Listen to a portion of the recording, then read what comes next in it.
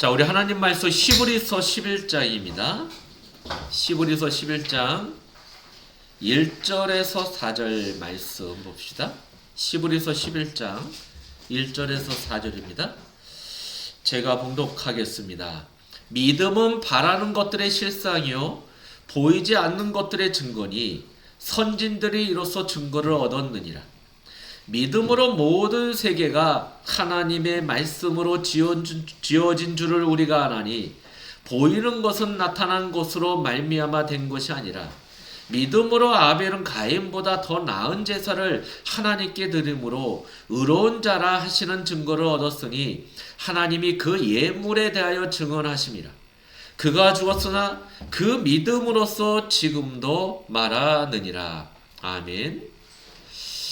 성경이 말하는 믿음이라는 것은 하나님께서 죄와 허물로 죽었던 우리를 하나님의 자녀로 완성시켜 내시는 그 출발점부터 또 마지막 독찬점까지 전부 믿는 것을 말합니다. 그러니까 여러분, 하나님이 나를 부르셨고 나를 의롭게 하셨고 지금도 성령을 통해서 나를 성화시켜 나가고 그리고 영화의 단계까지 이르게 하신다는 것을 우리는 믿는 겁니다. 그게 믿음입니다.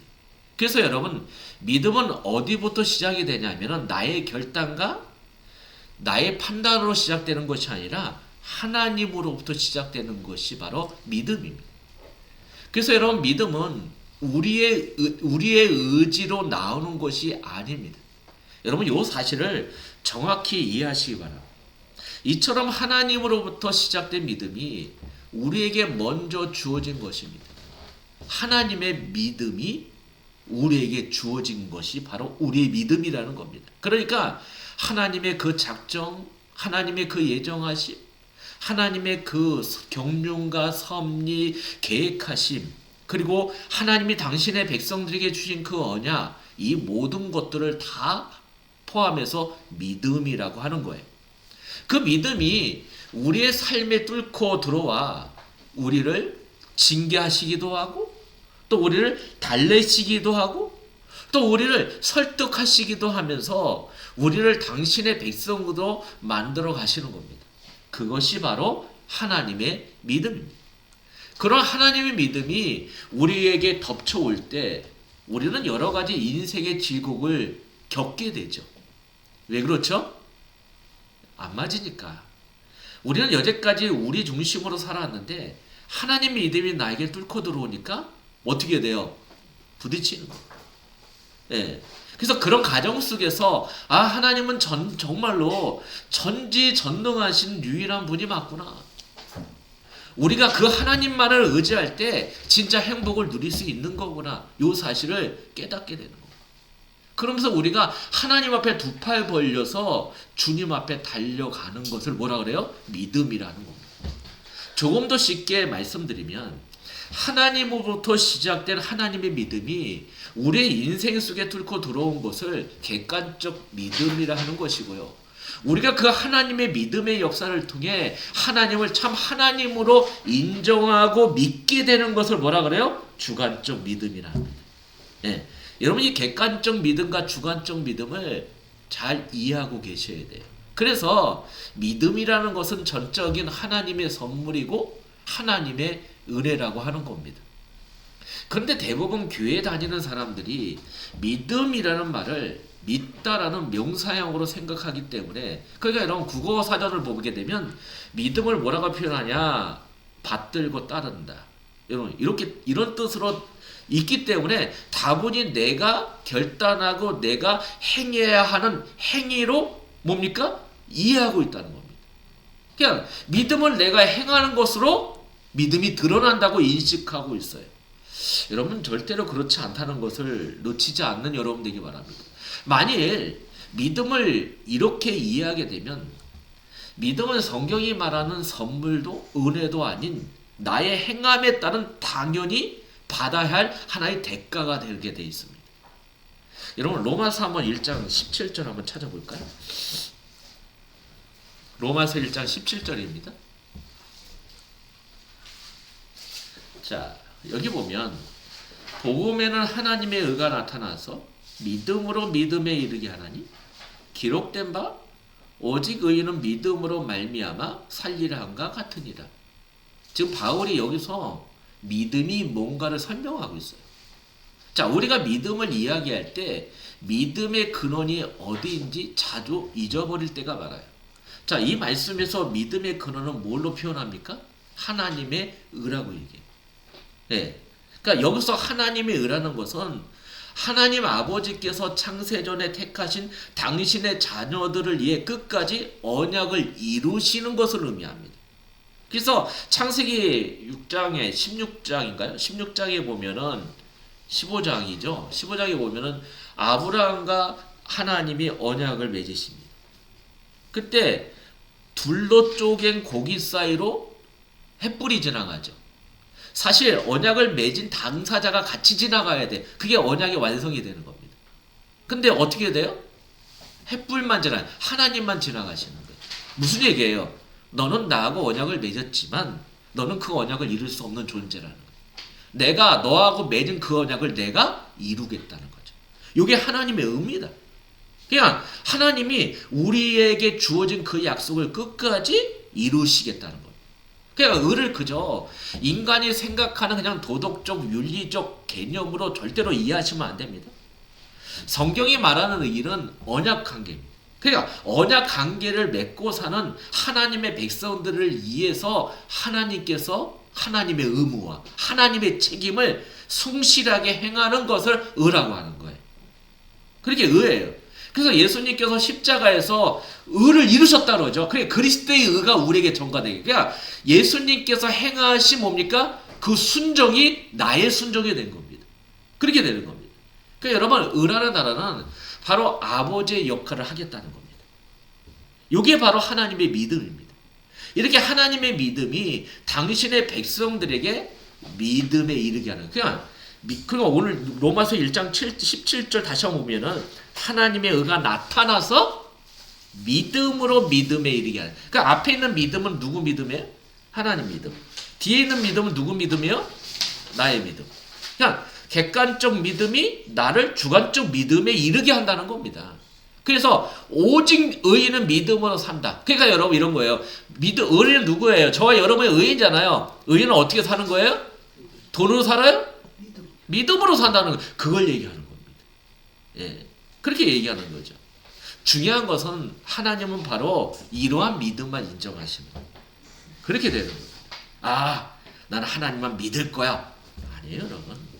내가 하나님을 위해서 이렇게 행했기 때문에 나는 믿는 거야. 절대로 그것은 아닙니다.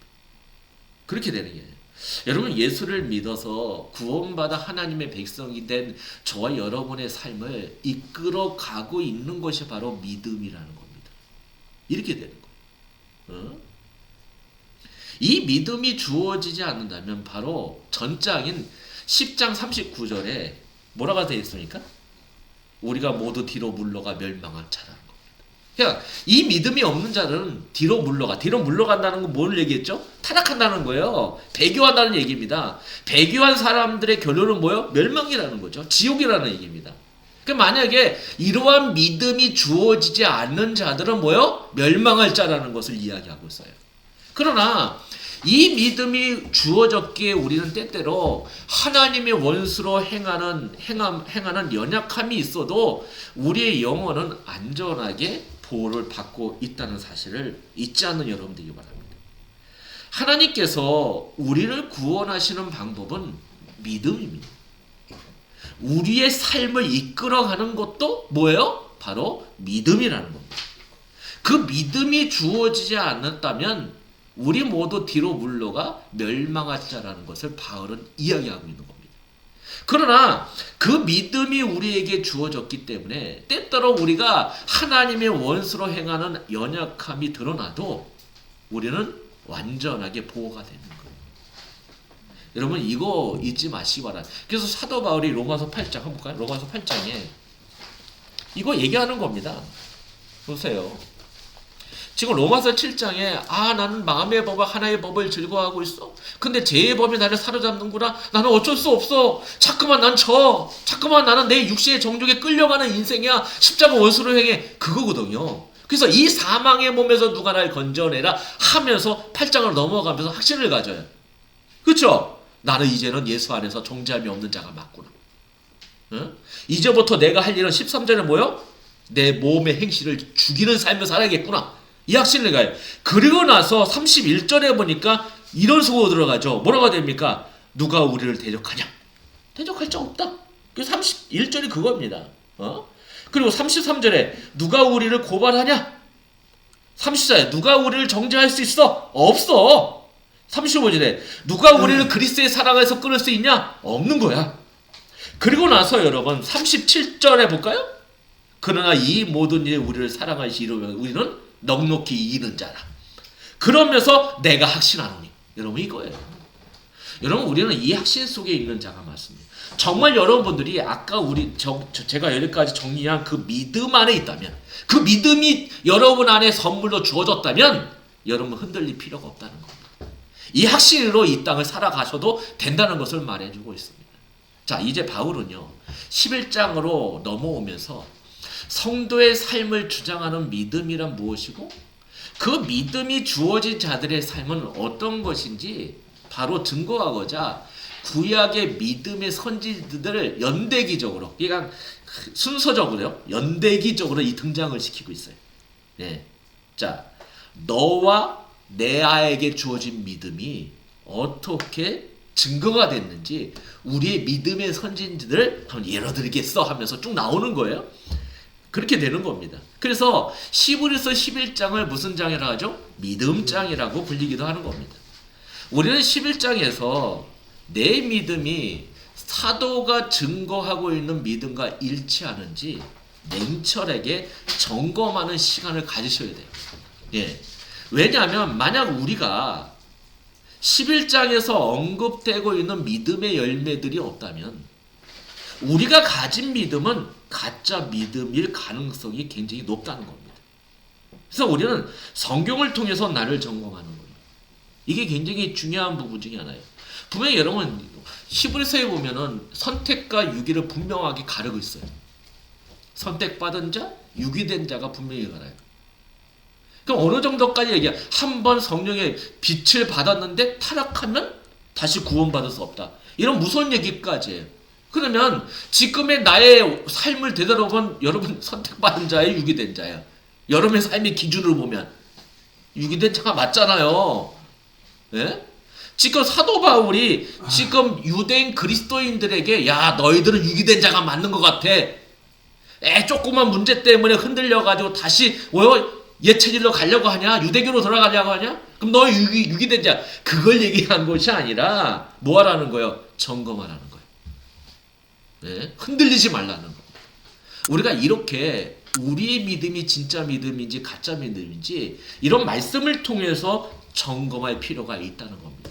자, 그래서 바울은 가장 먼저 믿음이란 무엇인가에 대해서 설명을 들어가죠. 자, 1절 보시면 믿음은 바라는 것들의 실상이요 보이지 않는 것들의 증거라고 말씀하고 있습니다. 자, 여기서 말하는 바라는 것들, 보이지 않는 것들이란 그리스도를 믿는 성도들에게 뭐 한 거예요? 약속되어진 거예요. 근데 약속되어진 것이 그냥 만져지지도 않고 보이지도 않는 거예요. 그게 우리에게 약속된 거예요. 그렇죠? 여러분 사도행전 창세기 12장에 보면 하나님께서 아브라함을 부르시고 아브라함이 한 그 약속이 보세요 여러분. 실질적으로 그의 인생 속에서 성취되는 것이 보여졌나요? 만져졌나요? 예? 그냥 믿음이라는 것은 바라는 것들, 보이지 않는 것들로 우리에게 던져주시는 거예요. 그게 약속이란 말이에요. 그런데 이 약속들은 현실의 삶에서 주어지는 것이 아니기 때문에 언제 주어져요? 나중에 주어지는 것들이에요. 이렇게 되는 것들입니다. 우리 한번 볼까요? 로마서 8장 한번 18절 볼까요? 그래서 많은 성도들이 하나님의 약속을 보고서 막 흔들려요. 네. 그 사람들이 이상한 것 같죠. 뭐 기복주의 신앙에 빠질 수밖에 없는 이유가 그런 것 같아요. 기복주의는 뭐요? 너 열심히 하면 복 줄 거야. 진짜 복이 와. 뭐 이런 거거든요. 막 보이고 만져지는 거죠. 신비주의도 그렇죠. 기도하면 신비적인 체험하죠. 막 보고 막 만져지고 하니까 사람들은 거기에 다 빠지는 거예요. 근데 성경의 약속은 바라는 것들, 보이지 않는 것이라 분명히 나오고 있는 거죠. 자, 18절 볼까요? 생각하건대 현재의 고난은 장차 우리에게 나타날 뭐요? 영광과 비교하였습니다. 근데 여기 보세요. 장차 우리에게 나타날 영광이 언제 주어지는 거예요, 이게? 우리 죽은 다음에 주어지는 거. 지금 그걸 얘기하고 있어요. 근데 이거를 어떻게 해요? 믿음이라는 것은 장차 우리에게 주어질 영광을 현실 속에서 누리는 게 믿음이거든요. 아직 나타나지 않는 것. 자, 고린도후서 보게요. 고린도후서 4장 18절.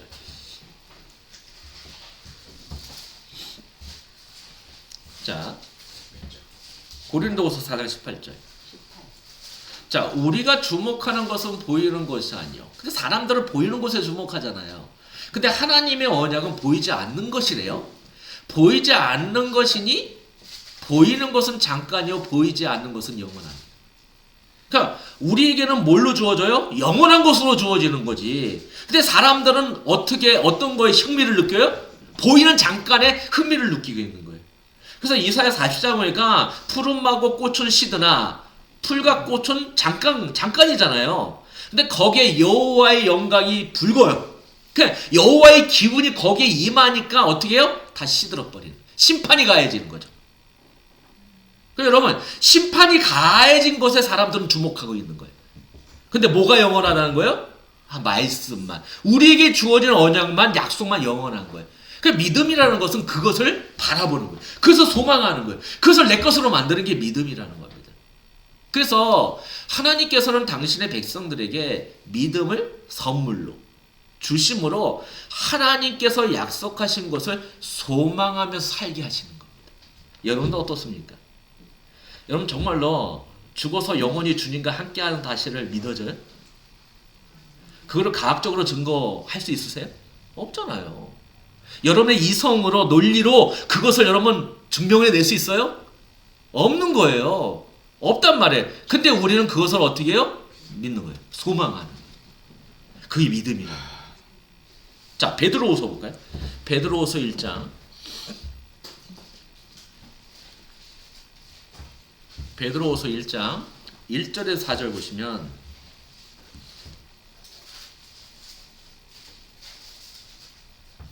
자, 베드로후서 1장입니다. 자, 예수 그리스도의 종이며 사도인 시몬 베드로는 우리 하나님과 구주 예수 그리스도의 이름을 힘입어 동일한 보배로운 믿음을 우리에게 함께 받은 자들에게 편지하다. 자, 여기서 중요한 단어가 뭐야? 동일하게 보배로운 믿음. 같은 믿음이에요. 네, 아브라함이 받았던 믿음과 저와 여러분이 받은 믿음은 다른 믿음이에요? 같은 믿음이에요? 같은 믿음이에요. 동일한 믿음이라는 겁니다. 하나님과 우리 주 예수를 알므로 은혜와 평강이 너에게 더욱 많을지어다. 그럼 여러분 뭐부터 시작하는 거예요? 아는 것부터 시작하는 거예요. 그렇죠? 그러니까 동일한 믿음은 뭘부터 시작이 돼요? 아는 것부터 시작한다는 겁니다. 그의 신기한 능력으로 생명과 경건에 속한 모든 것을 우리에게 주셨으니 이는 자기의 영광과 덕으로서 우리를 부르신 이를 알므로 말미암이라. 이로써 그 보배롭고 지극히 큰 약속을 우리에게 주사 이 약속으로 말미암아 너희가 정욕 때문에 세상에 썩어질 것을 피하고 신성한 성품에 참여하는 자가 되게 하려 합니다. 근데 요 약속이 보이는 거예요? 안 보이는 거예요. 그 약속을 뭘로 표현해요? 신기한 능력과 생명과 경건에 속한 모든 것. 이게 우리에게 주어진 약속이란 말이야. 큰 약속이었어요. 근데 이것이 우리를 뭐요? 이 세상의 정욕을 피하게 만든다는 거예요. 그리고 이 약속이 우리를 신성한 성분, 이게 뭐예요? 하나님의 성품에 참여하는 자도로 자기가 되어야 한다는 얘기입니다. 이게 우리에게 주어진 복이래요. 사람들은요, 기도하면은 집 사기로 원해요. 기도해서요, 자식 잘 되기 원해요. 기도해서 명예 얻고 세상 거 많이 얻기를 원하는 겁니다. 다 보이는 것들이. 근데 하나님이 우리 기도에 응답하시는 것들이 뭐예요? 전부 다 보면 신기의 능력, 생명, 경건에 속한 모든 것이라는 거예요. 이게 가치 있고 이게 귀중하기 때문에 이 세상의 정욕 때문에 세상에 썩어질 것을 피하게 된다는 거죠. 이게 응답 중에 응답이고 축복 중에 축복이라는 것을 말해주고 있는 겁니다. 여러분 믿음은 이렇게 우리를 하나님의 약속과 연결시키고 우리의 삶을 약속에 붙여 있게 하는 능력입니다. 예. 우리 앞서 이 세상에서 믿음으로 살았던 선진들이 보여주었던 삶이 바로 이러한 믿음의 삶이었다는 겁니다. 그래서 오늘 보면 11장 2절 한번 볼까요? 2절 뭐라고 되어 있어요? 선진들이 이로써 증거를 얻었느니라 이렇게 표현하고 있어요. 그러니까 여러분 믿음을 가진 선진들이 증거를 얻었는데 그들이 가진 믿음은 바라는 것들, 보이지 않는 것들이 무엇인지 알았다는 것이래요. 이게 믿음이래요. 이게 증거예요. 예? 다시 말해서 선진들이 증거를 얻었는데 그 증거가 뭐냐? 바라는 것들, 보이지 않는 것들이 뭔지를 알았다는 증거예요. 안 거예요. 그래서 그 증거를 소망하며 살았다는 겁니다. 이 땅에서. 그러나 여러분 아무리 열심히 교회를 다녀도 이 세상에 속한 사람은 이 믿음으로서의 삶을 거부하게 돼 있습니다. 왜냐하면 현실적인 득이 하나도 없어요. 솔직히 얘기해서 네. 현실적으로 나에게 주어진 득, 이익이 전혀 없는 말씀을 주어진단 말이에요. 그러니까 이것을 자꾸만 거부하는 겁니다. 이렇게 되는 거죠. 여러분 한번 마태복음 19장 볼까요? 마태복음 19장. 자, 마태복음 19장 보시면 21절, 22절입니다.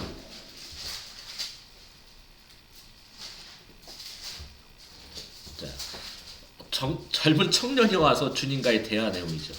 자, 예수께서 이시되 내가 온전하다고 할진대.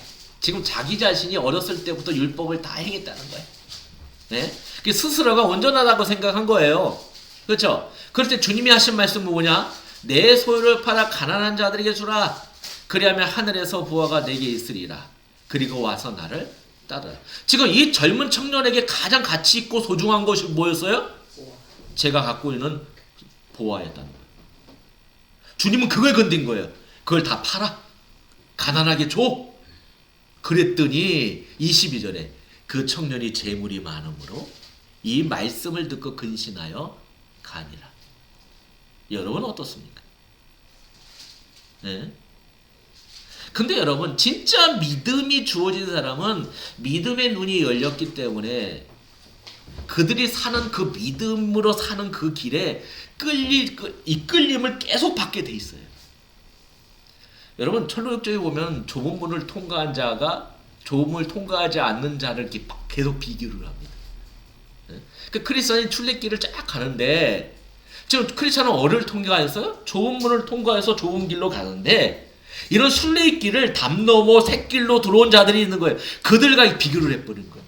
그 무슨 얘기예요? 교회 안은 많은 성도들이 있는데 그 안에는 뭐요? 좁은 문을 통과한 사람들이 있지만 대부분 사람들은 뭐요? 담 넘어 들어왔다는 거예요. 그들을 뭐라고 표현해요? 위선자라고 얘기합니다. 그 위선자들의 특징은 뭡니까 여러분? 하나님이 보이지 않는 것들, 바라는 것들에 관심이 없어요. 어디에 관심 있는 거예요? 이 세상의 것에 관심 있는 거예요. 지금 젊은 청년이 그것을 얘기하는 겁니다. 여러분 룻기서 한번 볼까요? 룻기서. 자, 룻기 보면 1장 볼까요? 자, 보세요. 자, 룻기 1장 14절에서 17절 보시면 지금 나오미의 아들들이 이방 땅에서 다 죽었어요. 그렇죠? 그래서 누가 남았냐? 나오미하고 며느리 둘만 남은 거예요. 그럴 때 이제는 이제 나오미가 어떻게 해요? 자기 고향 유대로 돌아가기로 원한 겁니다.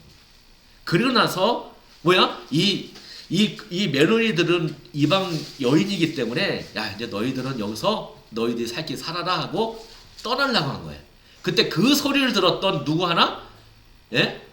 룻의 고백이에요. 다른 며느리는 갔고. 자 볼까요? 그들이 소리를 높여 다시 울더니 오르바는 그의 시어머니의 입맞춤에 룻은 그를 쫓았더라. 나오미가 또 이르되 보라 내 동서는 그의 백성과 그의 신들에게 돌아가라니 너는 너의 동서를 따라 돌아가라 하니 롯이 이르되, 이게 중요합니다. 내가 어머니를 떠나며 어머니를 따르지 말고 돌아가라고 강권하지 마옵소서. 어머니께서 가시는 곳에 나도 가고 어머니께서 머무시는 곳에 나도 머물겠나이다. 어머니의 백성이 나의 백성이 되고 어머니의 하나님이 나의 하나님이 되리이다. 어머니께서 죽으시는 곳에서 나도 죽어 거기 묻힐 것이라. 만일 내가 죽는 일 외에 어머니를 떠나면 여호와께서 내게 벌을 내리시고 더 내리시기를 원하나이다 하느니라. 이게 롯의 고백이에요. 믿음의 고백. 여러분, 이 고백이 누가 주어진 거예요? 믿음은 하나님이 주신 거죠. 이 롯의 믿음의 고백대로 이 롯의 후손 중에 누가 나오는 거예요? 예수가 나오는 거예요. 다윗이 나오고 예수가 나오는 거예요. 그래서 마태복음 1장에 보니까 여인이 4명 중에 롯이 기록이 되어 있는 거예요. 그러니까 하나님이 주어진 믿음을 하나님께서 이렇게 증거로 보여주셨다라는 겁니다. 이거예요, 여러분. 그게 무슨 얘기냐면 세상의 현실적이고 정력적인 곳에 사람들은 다 선택을 하겠지만 진짜 약속을 주어진 자는 그걸 선택 안 하고 오직 약속을 소망하면서 산다는 것을 말해주는 겁니다. 예, 자, 빌립보서 볼까요? 빌립보서 3장. 빌립보서 3장 우리 7절 9절 보시면,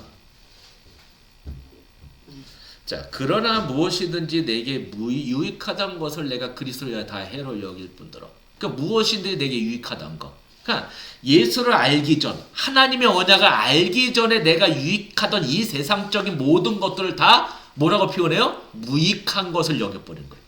해로 여겼다는 거죠. 모든 것을 해로 여기면 내 주 그리스도의 예수를 아는 지식이 가장 고상이기 때문입니다. 여러분, 예수를 아는 지식이 여러분에게 유익이 됩니까? 세상적인 삶에 이득이 됩니까? 전혀 안 되거든요. 솔직히 말해서 예수님이 우리에게 나 예수 믿었기 때문에 하나님이 돈 주세요? 명예 주십니까? 뭐 이렇게 얘기하면 반박 많이 하겠지. 그거 얘기하지 말고 진짜로 아니란 말이에요. 중요한 것은 뭐냐? 그리스도를 아는 지식이 가장 고상하다는 고백이라는 거죠. 그리고 9절에 볼까요? 그 안에서 발견되는 것이 인생의 목적이 돼버렸네. 내가 가진 애는 율법에서 난 것이 아니라 오직 그리스도를 믿음으로 말미암은 것이니 그 믿음으로 하나님께로 난 의라는 거죠. 이 고백입니다, 여러분. 성도 여러분, 진짜 믿음은요, 뭘 소망해요? 하늘의 것을 소망합니다. 그게 믿음이에요. 진짜 믿음이에요. 어떤 사람은 그래요. 옛날에 이런 말도 많이 했죠. 예수 믿고 3년 지난 다음에 부자 안 되면 그 가짜 믿음이라고. 어렸을 때 저는 그렇게 배워봤어요. 여러분 안 그렇습니까? 그럼 여기 계신 분들은 다 가짜 믿음이네. 네. 부자 아니잖아요. 그렇게 되는 거예요. 그게 어떻게 보면은 우리나라의 어떤 한국교회의 어떤 신앙이 하나 대표적인 기복신앙의 모습이었다는 거죠. 근데 성경은 그걸 얘기하지 않다는 겁니다. 잘 보셔야 돼요. 네. 하나님께서 주어지는 가난이라면 그 가난에 순종하면서 하나님의 말씀대로 살아가는 일. 부자라면 부자로서의 뭡니까? 하나의 어떤 책임과 의무를 다하면서 하나님을 의지하며 살아가는 것. 여러분, 그것을 성경은 이야기하고 있는 겁니다. 자꾸만 우리는 이 세상적인 것에 많고 적음을 통해서 그 사람이 믿음이 적냐 믿음이 없냐 판단해서는 절대로 안 된다는 겁니다. 그걸 얘기하는 겁니다. 여러분, 오늘 보면 3절 볼까요? 오늘 보면 3절을 보시면 우리는 이 믿음으로 모든 세계가 하나님의 말씀으로 지어졌다는 것을 알게 되죠. 알죠? 예, 여러분, 보고 믿는 세계가 아니라 믿음으로 보는 세계를 말하고 있는 거예요. 예? 자꾸만 우리는 눈으로 보고 믿는다라고 얘기하는데 그게 아니라 보지도 않는데 그냥 믿어지는 겁니다. 이렇게 되는 겁니다. 그래서 여러분, 고린도후서 4장 18절 보면은 우리가 주목하는 것은 보이는 것이 아니요 보이지 않은 것이니 보이는 것은 잠깐이요 보이지 않은 것은 영원하다라고 바울은 이야기한 것입니다. 그 어느 누구도 이 세상이 어떻게 창조되었는지 본 사람은 아무도 없습니다. 그러니까 이 세상의 시작에 대해서 증거할 수 있는 인간은 이 땅에 존재하지도 않아요. 그러나 믿음으로 만물이 하나님의 말씀으로 지어졌다는 것을 우리는 알게 되는 겁니다. 그렇게 되는 겁니다. 여러분, 과학자들은 뭐요? 그냥 자연적으로, 우연적으로, 자연적인 어떤 선택에 의해서 세상이 만들어졌고 세상이 이렇게 구성이 됐다고 이야기를 합니다. 그렇게 얘기합니다. 근데 믿음 가진 자들은 그렇게 얘기 안 합니다. 하나님이 말씀으로 창조하셨다. 그래서 과학자들은 뭐 창조과학적으로 과학적으로 증명하려고 그래. 과학적으로 무슨 증명이 됩니까? 절대 증명 안 됩니다. 그렇지 않는 사람들도 과학적인 증거를 제시합니다. 근데 여러분, 실질적으로 이 만물이 어떻게 창조되었는지, 어떻게 되어졌는지 실질적으로 본 사람은 아무도 없는 거예요. 근데 우리는 그것을 어떻게 해요? 믿음으로 하는 거예요. 믿음으로 하는 거예요. 이것이 성도가 살아가는 믿음의 삶이라는 겁니다. 믿음으로 주어진 세계는 인간의 사고와 인간의 논리가 철저하게 배제된 철저히 하나님 중심의 세계임을 놓치지 마세요. 믿음이 주어지지 않는 사람은 믿음 안에 살고 있는 그 사람들의 말을 이해 절대 못합니다. 이해할 수도 없는 거예요. 단지 사람들은 그냥 뭐요? 예수 믿는 사람들을 뭐라고 표현합니까? 저 예수쟁이. 여러분, 예수쟁이라는 게 뭐, 쟁이란 단어가 뭐예요? 미쳤다는 거예요. 그러니까 어떤 하나의 전문가를 얘기하는 거거든요. 한 분야의 전문가, 거기에 미친 자들, 그렇게 얘기하는 거예요. 그 쟁이라고 좀 수준 낮게 부르는 거거든요. 그러니까 여러분, 예수를 믿는 사람들 미쳤다라고 얘기해요. 여러분, 사도행전 26장에 보면 바울도 미친 소리 들었죠. 제가 한번 읽어볼까요? 바울이 이같이 변명하며 베스도가 크게 소리내어 이르되 바울아, 내가 미쳤도다. 내 많은 학문이 너를 미치게 한다 하니. 우리는 예수쟁이 맞죠? 미쳤죠. 미치지 않고서는 보이지 않는 거, 바라지 않는 것을 실제로 믿었다고 할 수가 없는 거예요. 근데 믿음은 바로 그것을 믿게 한다니까요. 여러분, 이같이 세상은요, 믿음의 언어를 이해하지 못합니다.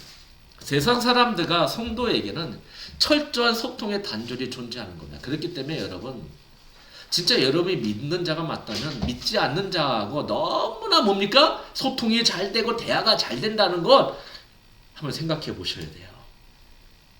왜 예수 믿는 사람들까지는 뭐요? 소통이 안 돼. 담이 막 쌓여. 근데 불신자들하고는 뭐요? 얘기가 잘 돼. 연예인 얘기, 남편 얘기, 자식 얘기, 이런 얘기가 굉장히 소통이 잘 된다는 것은 여러분 한번 생각해 보셔야 돼요. 사실 여러분, 소통이 안 되죠. 진짜 중요한 가치가 다 틀리기 때문에 안 되게 돼 있다는 거죠. 여러분, 세상 사람들에게 우리를 이해해 줄 거라는 기대를 하면 안 됩니다. 그것 때문에 쓸데없이 낭비할 필요 없어요. 그래서 여러분, 복음은 계속 얘기하잖아요. 복음은 설득입니까? 선포예요. 설득하면 안 돼요. 설득한다고 설득되어지는 게 아닙니다. 그게 전도한다고 그래가지고 막 설득시켰어요. 설득되는 게 아니에요. 협박까지 했다니까요. 안 된다니까요. 그냥 선포예요. 여러분, 믿음이 주어지냐 주어지지 않느냐의 그 차이입니다. 믿음이 주어진 자에게는 뭐요? 그 말씀이 나의 것으로 들린 거고, 믿음이 주어지지 않는 자에게는 뭐요? 미친 소리로 들리는 겁니다. 그렇게 되는 거예요. 그래서 고린도전서에 전도를 뭐라고 표현해요? 미련한 전도라고 표현하는 겁니다. 그렇게 얘기된 거예요. 우리들이 함께 교회에 모일 수 있는 것도 이런 동일한 믿음이 주어졌기 때문에 가는 겁니다. 그래서 그 믿음 안에서 복음의 소통과 사귐을 할 수가 있는 거예요, 여러분. 다른 게 아니라니까요. 저와 여러분하고 세상적인 주제 갖고 한 30분 이상 대화할 수 있어요? 저는 못해요. 저하고 대화를 하기 원한다면 성경 갖고 하셔야지 1시간 이상 제가 떠들 수 있어요. 그게 틀린 겁니다. 여러분, 오늘 로마 15에서 11장에 등장하는 믿음의 선지들 가운데 가장 먼저 언급된 인물이 아벨이죠.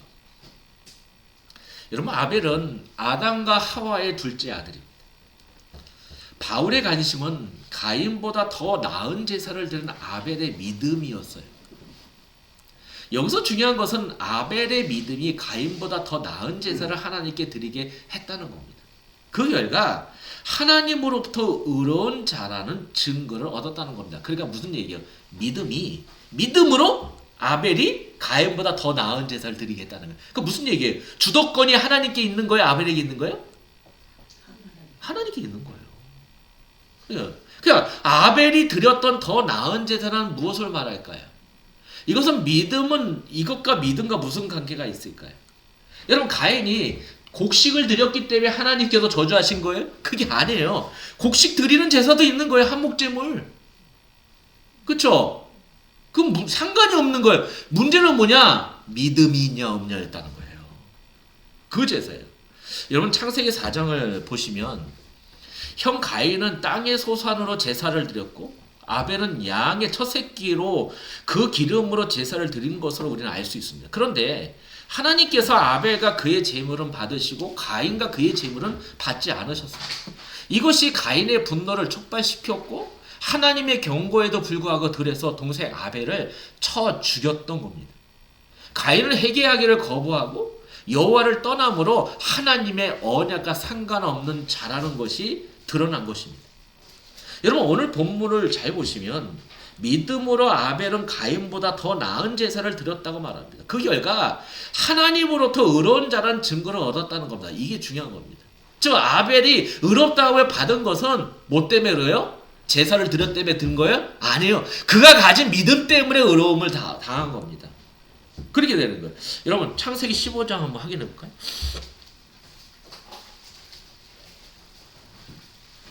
창세기 15장 보시면 5절에서 6절입니다. 뭐라고 해야 되냐?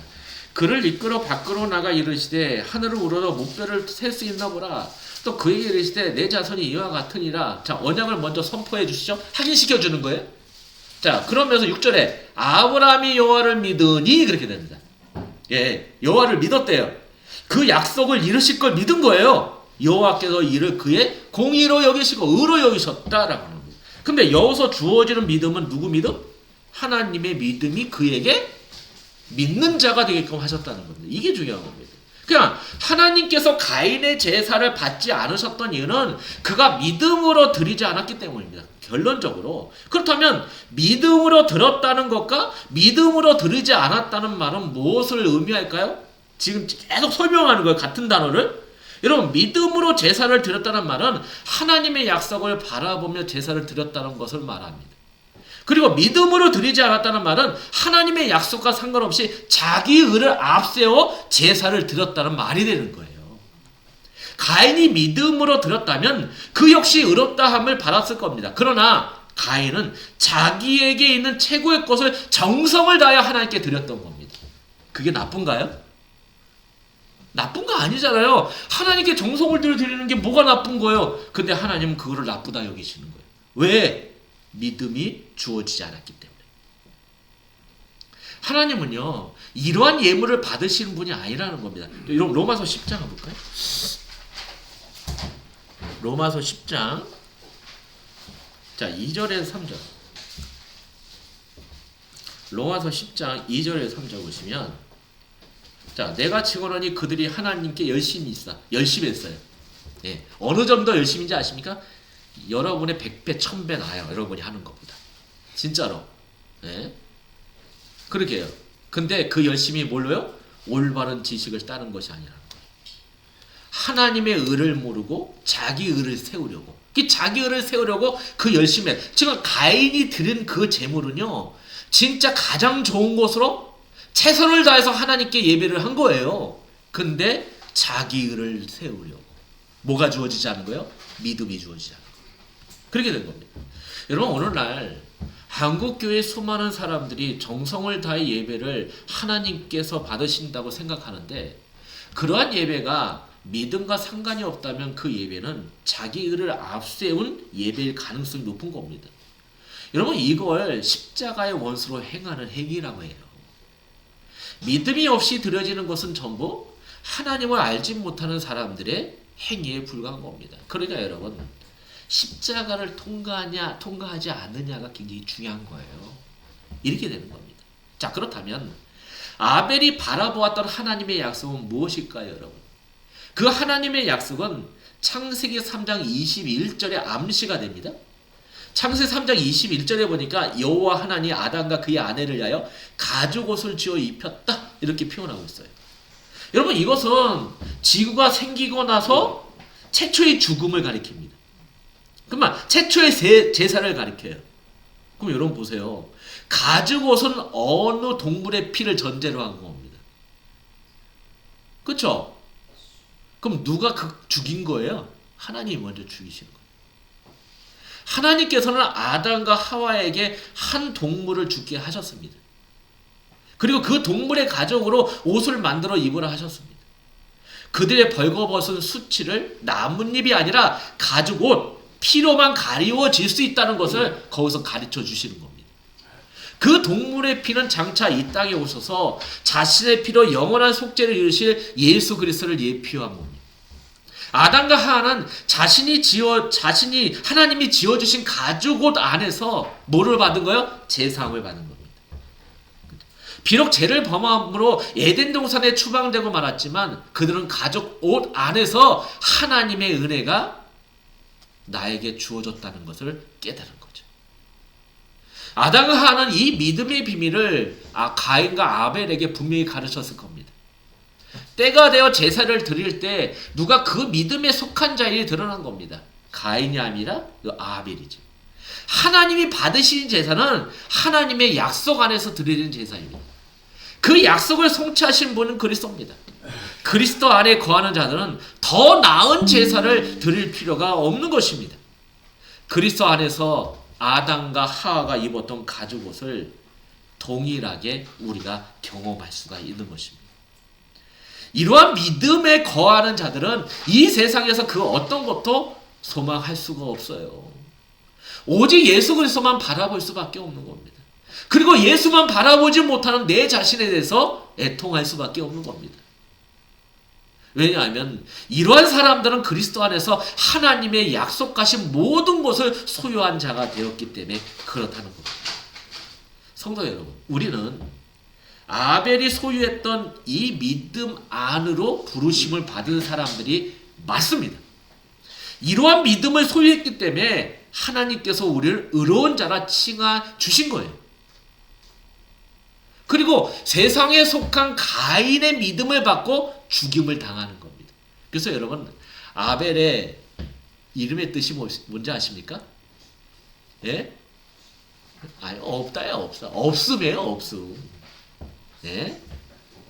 없음이에요. 아무것도 가치 없음. 왜 아담과 하와가 아들의 이름을 왜 이렇게 줬을까요? 너 가치 없어 이렇게 얘기해요. 없다라는 거예요. 영적인 의미죠. 우리는 주님 앞에서 하나님 앞에서 가치 없는 자가 되어야 되는 겁니다. 이걸 얘기하는 겁니다. 어? 가치 없는 나를 위하여 누가 대신 그리스도께서 죽으시는 것. 이것이 바로 믿음으로 살아가는 하나님의 백성들의 삶의 방식입니다. 모습이라는 겁니다. 성도 여러분, 그리스도를 믿는 믿음 안에 우리는 의롭다 하심을 받았습니다. 천국 백성으로 하나님은 우리를 삼으셨습니다. 성도 여러분, 하나님만 바라보세요. 의지하세요. 예, 십자가의 원수로 행하는 것을 멈추시기 바랍니다. 실수할 수 있어요. 싸우세요. 분투하세요.